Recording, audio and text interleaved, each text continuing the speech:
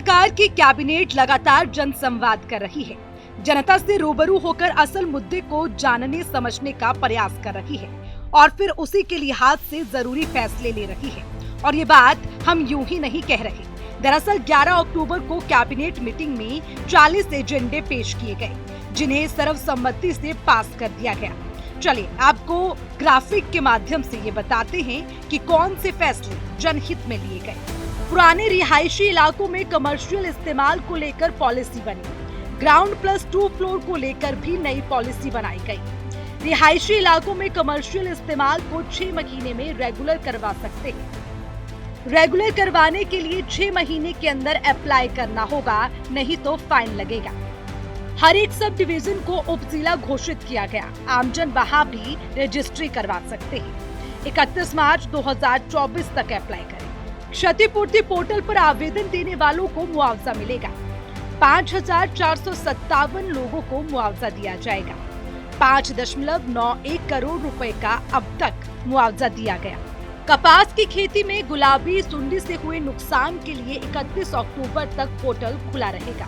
आपको बता दें कि मुख्यमंत्री ने एक क्लिक में 5,90,99,000 रुपए बाढ़ प्रभावितों के खाते में भेजे और अब तक कुल 7,50,99,000 रुपए की राशि जारी की जा चुकी है।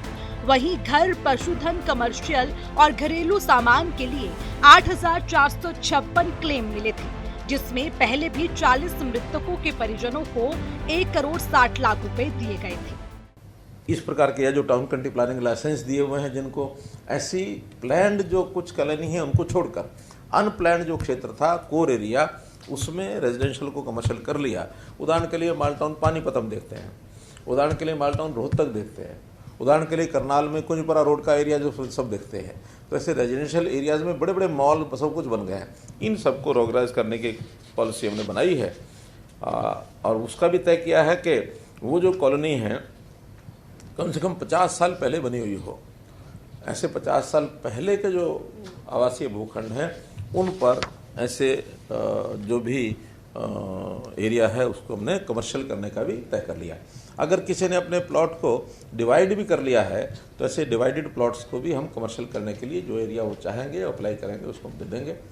और इसका भी हमने कोई तिथि तय की है क्या कि कब तक अप्लाई करेंगे? सर 6 महीने।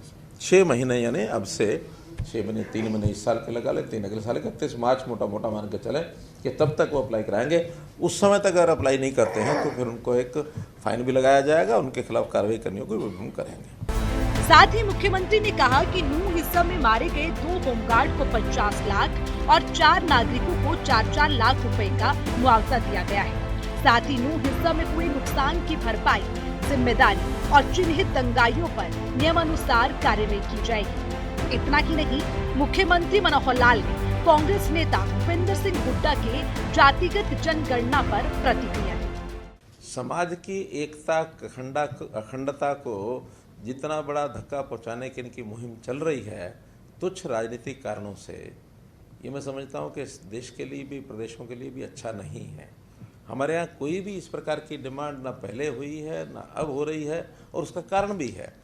कारण ये है कि हमने समाज में जो तकलीफ वाला वर्ग होता है, जो डाउन ट्रोडन है किसी भी कारण से, जो नीडी है, उन सब की आवश्यकता पूर्ति, उनका ध्यान रखना, उनके हित का ध्यान रखना, ये हम पहले से करते हैं। आखिर हमारा फैमिली आईडी, परिवार पहचान पत्र, इसी काम करने के लिए तो बनाया हमने। अगर हम बीपीएल की संख्या गिने तो पहले तो सिर्फ 1,20,000 रुपया वार्षिक आय जिसकी होती थी उसी के नीचे बीपीएल होता था और हमारे राशन कार्ड भी 23-24 लाख ही थे। लेकिन हमने पीपीपी बना करके उस स्लैब को बढ़ाया, 1,80,000 किया। राशन कार्ड की संख्या जहाँ तक है वो 30 लाख से ऊपर 34 लाख हो गई है। हमारा ये जो आयुष्मान कार्ड का आंकड़ा है ये भी 1,80 तक 29 लाख ये हो गया था, 29.5 लाख, 8 लाख अगला हमने 3 लाख तक का ये कर दिया, 37 लाख परिवार हो गए, कुल 70 लाख परिवार हैं। 55% लोगों को हमने इस प्रकार की राहत देने का प्रावधान किया है।